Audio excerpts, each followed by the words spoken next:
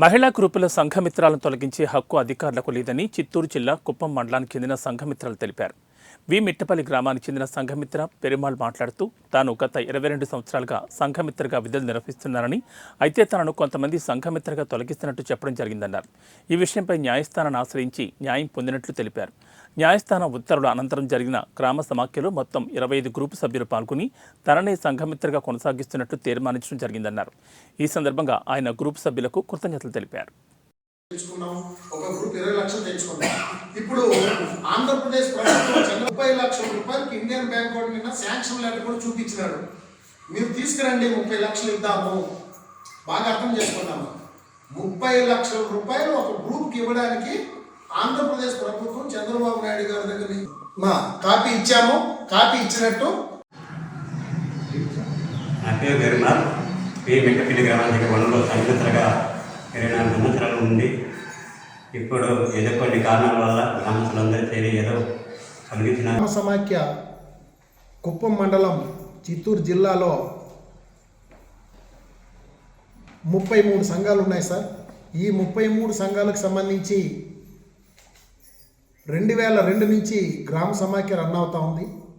ఇప్పటి వరకు గ్రామ సమాఖ్య వారి బాధ్యతలు వాళ్ళు సక్రమంగానే చేసుకుంటూ ఉన్నారు. మరి ఈ సందర్భంలో సంఘమిత్రాన్ని బాధ్యతాయుతంగా పనిచేయడం లేదు, సంఘాల దగ్గరికి కొంచెం తాగి వెళ్ళడం అనేది జరుగుతూ ఉంది అని చెప్పి గ్రామస్తుల నుంచి కంప్లైంట్ రావడం జరిగింది. ఆ కంప్లైంట్ పైన వచ్చి గ్రామ సమాఖ్యలో చర్చించగా 10వ నెలలో సభ్యులు కొంతమంది మాకు సంఘమిత్రాన్ని మార్చుకుంటామని చెప్పి మాట్లాడి ఆ రోజు సంఘమిత్రాన్ని మార్చుకోవడం జరిగింది. అయితే సంఘమిత్రాన్ని గ్రామ సమాఖ్య మారిస్తే ఆ మార్పు సిసి ఏపీఎం చేశారు అని చెప్పి మా పైన కడా పీడీ గారి పైన జిల్లా కలెక్టర్ గారి పైన కోర్టుకు వెళ్ళి రిట్ పిటిషన్ నెంబర్ 19922 ఆఫ్ 2024 అనేది ఫైల్ చేసి అక్కడి నుంచి జడ్జిమెంట్ తీసుకొచ్చారు సార్. ఆ జడ్జిమెంట్ని ఏముంది అంటే, ఎట్టి పరిస్థితుల్లో సంఘమిత్ర డ్యూటీల్లో మీరు కలుగజేసుకోవద్దు, వాళ్ళు సంఘమిత్రగా ఎవరిని పెట్టుకోవాలనే హక్కు గ్రామ సమాఖ్యకే ఉంది. కాబట్టి గ్రామ సమాఖ్యలో ఉండేటటువంటి సంఘాల లీడర్లు అందరూ చేరి ఏదైతే తీర్మానం చేస్తారో ఆ తీర్మానం ప్రకారం నడుచుకోవాలే తప్ప ఎట్టి పరిస్థితుల్లో సీసీ కానీ ఏపీఎం కానీ కలుగు చేసుకోవద్దు అని చెప్పి చెప్పడం జరిగింది సార్.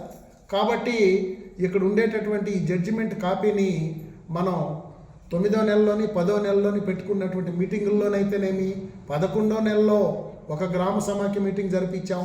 ఆ మీటింగుల్లో కూడా చదివి వినిపించడం జరిగింది. మరి అప్పటి నుంచి ఇప్పటి వరకు కూడా స్త్రీనిధికి కట్టవలసినటువంటి లోన్స్ ఏవైతే ఉన్నాయో సక్రమంగా కట్టడం లేదు.